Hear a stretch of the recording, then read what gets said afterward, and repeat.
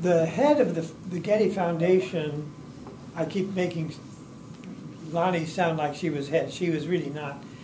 But she was head of art education in the foundation. There was a man whose name doesn't come to mind right now. Anyway, he was the head of the foundation. And he left. And when he left, the foundation decided art education was too tricky. They'd gotten into too many arguments with too many people. They didn't want to bother doing it anymore, and they just dropped the whole art education program. But in the meantime, 27 states had adopted DBAE as the primary foundation for the state curriculum, each individually. So Getty built all this up, got 27 states to adopt them as a curriculum foundation, and then said, we're no longer doing art education. We don't have it anymore. And that's when they have any of you been in LA and seen the Getty Center? Anybody? Oh, you have? Okay. They were building that center during this time, and it wasn't yet open, but when the Getty Center opened, they were out of the art education business, totally. But the Getty Center is quite a fascinating place. If you ever get a chance, you should go see it. The whole place is just beautiful. It's so well developed. But they had the money to do it. I mean, they could do whatever they wanted, and they did it very nicely. And it's continued to influence art education ever since. A lot of the standards that the states have. A lot of the state standards are based on the DBAE. A lot of the state standards around the country are written right out of their endorsement of this DBAE concept. Do you believe that curriculum has to change, with times and everything? Oh yes, it must. Curriculum is always reflective of the moment in which it exists, and as it reflects community standards and subject matter standards and society-centered standards, these change constantly. And as they change, curriculum has to change with it. Sure. This is the book that Dr. Clark was talking about, the one that is not really a curriculum guide, but it sort of is. It isn't, but it is. It's a whole series of curriculum suggestions. These texts, and I'll pass these around, these are ones that I should have you talk about these. No, go ahead. This particular series, Discover Art series, I was teaching school at Indianapolis Public Schools when all this was going on.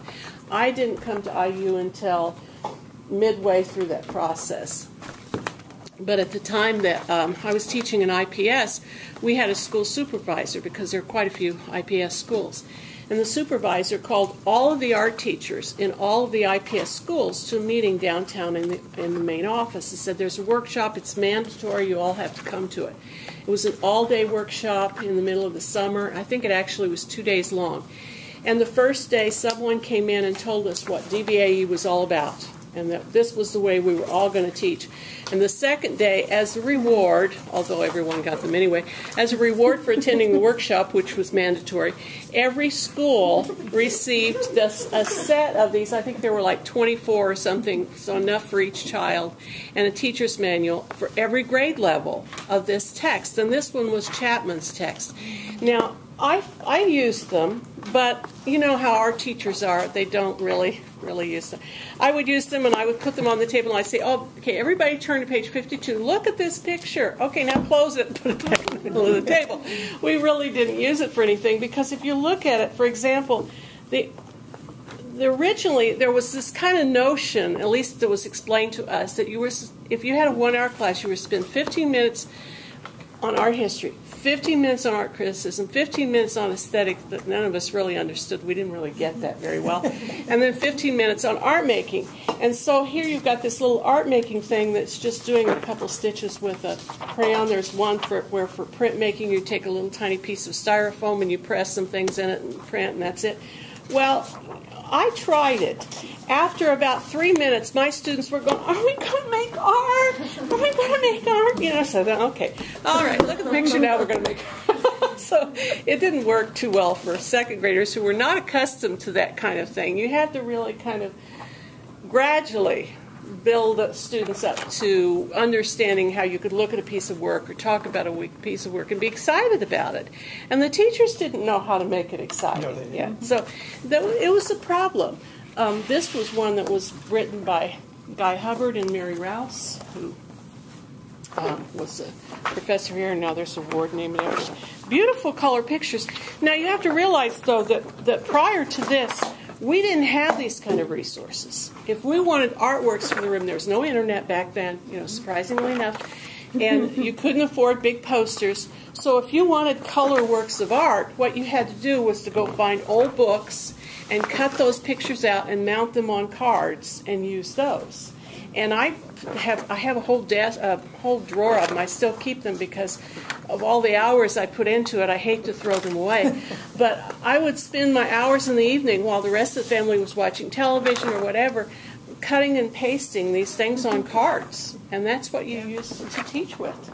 They're so old now that when you pick them up, the glue is no longer, it's dry, the pictures just fall off. But they're all in my drawer if anybody wants to see what we used to spend our time doing instead of on Facebook in the evening. That's what we used to do. Anyway.